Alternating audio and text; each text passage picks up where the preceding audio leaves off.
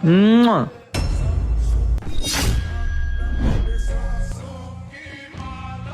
ব্যাপার, কে আপনি?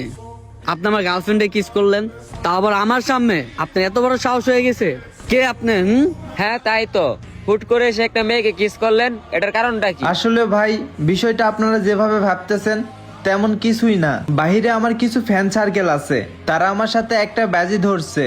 এই আপুটারে যদি আমি সবার সামনে কিস করতে পারি তাহলে আমার ফ্যান সার্কেল আমাকে 10,000 টাকা দিবে। সেই জন্যই এই আপুটারে আমি কিস করছি। তাই বলে আমার সামনে আমার গার্লফ্রেন্ডে কিস করবা? এটা কোনো কথা হইলো? দেখেন ভাই, আপনারা এই বিষয়টা নিয়ে আমার সাথে কোনো প্রকার ঝামেলা করেন না। আর যদি আপনারা ঝামেলাই করেন তাহলে কিন্তু আপনাদের একটা মান সম্মান চলে যাবে, আর তার সাথে কিন্তু একটা মেয়ের ইজ্জত চলে যাবে। তার থেকে ভালো আমি যে 10,000 টাকা পাইতেছি সেখান থেকে আপনারা 5,000 টাকা নেন আর আমাকে 5,000 টাকা দেন। আপনি কি মগের মূল্য পাইছেন? হুট করে এসে একজনের বউকে কিস করবেন, আবার টাকা দিয়ে সবকিছু সমাধান করতে চান? এসবের মানেটা কি? এই চুপ। যেহেতু ওর সাথে আমার কিছুদিন পরে বিয়ে হইতাছে, তাইলে তো ঝামেলা করে লাভ কি? মানুষ আশাআশি করবো। আচ্ছা দেন ভাই, আপনি 5,000 টাকাই দেন। কি বলো তুমি? আমার ইজ্জতের দাম তোমার কাছে 5,000 টাকা? আর তুমি কি ভুলে গেছো কিছুদিন পর আমি তোমার বউ হতে যাচ্ছি? আরে ভাই, আপনারা ঝামেলা করেন না, আমি বুঝতে পারছি আপনাদের মনে হয় 5,000 টাকা কম হয়ে যাচ্ছে। আচ্ছা, আপনাদেরকে আমি 10,000 টাকায় দিব, কিন্তু আমার একটা শর্ত আছে। সত্য? কি সত্য? আমি আপনার হবু স্ত্রীর সাথে আলাদাভাবে 5 মিনিট কথা বলতে চাই। এ ভাই, 5 মিনিট কথা বলে যেহেতু আমরা 10,000 টাকা পাইতেছি, তো সমস্যা কই? কথা বলতে দাও, কথা বলুক। আচ্ছা 5 মিনিটই তো। আচ্ছা কথা বলেন। আজব তো, তুমি 10,000 টাকার জন্য অন্য ছেলের সাথে আমার কথা বলতে দিচ্ছ? আরে বাবা, 5 মিনিটই তো। থাকো তুমি, তোমার মতো ছেলে আমার লাগবেই না।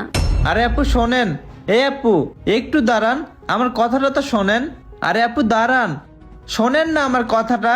কি ব্যাপার, আপনার সমস্যাটা কি? হ্যাঁ, আপনি আমার পিছনে পিছনে আসতেছেন। আরে আপু আমার কথাটা তো শুনবেন। আপনার কথা আর কি শুনবো? আপনার জন্য আমার বেটা ভেঙে যাচ্ছে। আরে এর জন্য আপনি তো আমাকে ধন্যবাদ দিবেন, আর উল্টা আপনি রেগে যাচ্ছেন আমার উপরে। কিসের জন্য আমি আপনাকে ধন্যবাদ দিব? ধন্যবাদের জন্য আপনি কি করছেন? একটা বাটপার ছেলের কাছ থেকে আপনাকে আমি বাঁচাই দিলাম, এটা আমি আপনার উপকার করছি না? বাটপার? ও বাটপার আপনি কিভাবে জানলেন? এর প্রমাণ তো আপনি নিজেই পাইছেন। মাত্র 5,000 টাকার বিনিময়ে আমাকে আপনাকে কিস করতে দিছে, আর মাত্র 10,000 টাকার বিনিময়ে একটা অপরিচিত ছেলের সাথে কথা বলার সুযোগ দিচ্ছে। তাছাড়া আপনি একটা জিনিস খেয়াল করে দেখেন, বিয়ের পরে এর থেকে বড় কিছু যদি অফার পাই তাইলে না জানি আপনার সাথে কি না একটা ঘটে। দেখেন, এমন একটা ছেলেকে বিয়ে করাচ্ছে, না করাই আপনার ভালো না? আর দেখেন আপু, আপনাকে কিস করার মতো আমার কোনো ইচ্ছাই ছিল না, আর আমিও আপনাকে সেভাবে চিনি না। আর আপনার ক্লোজ বান্ধবী আমাকে সবকিছু খুলে বলছে, আর আপনার ওই ক্লোজ বান্ধবীটা আমার কে হয় জানেন?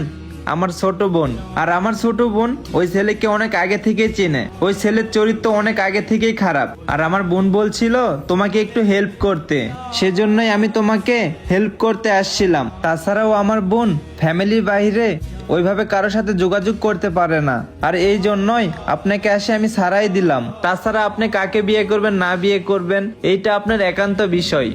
ঠিক আছে আপু, আমি চললাম, আর সাবধানে থাকেন, যা করবেন ভেবেচিন্তে কইরেন। বিয়েটা হচ্ছে সারা জীবনের জন্য, আর একটা ছেলেকে বিয়ে করার আগে একটা ছেলের ব্যাকগ্রাউন্ড সম্পর্কে জানাটা খুবই গুরুত্বপূর্ণ, কারণ একটি ভুল সারা জীবন আপনার জীবনকে কাঁদাবে। তাই প্রত্যেকটা মেয়েকেই বলি, নিজের সিদ্ধান্তটাই বড় না, পরিবারের সিদ্ধান্তটাই সব থেকে বড়, কারণ পরিবার আপনার কখনো খারাপ চাইবে না।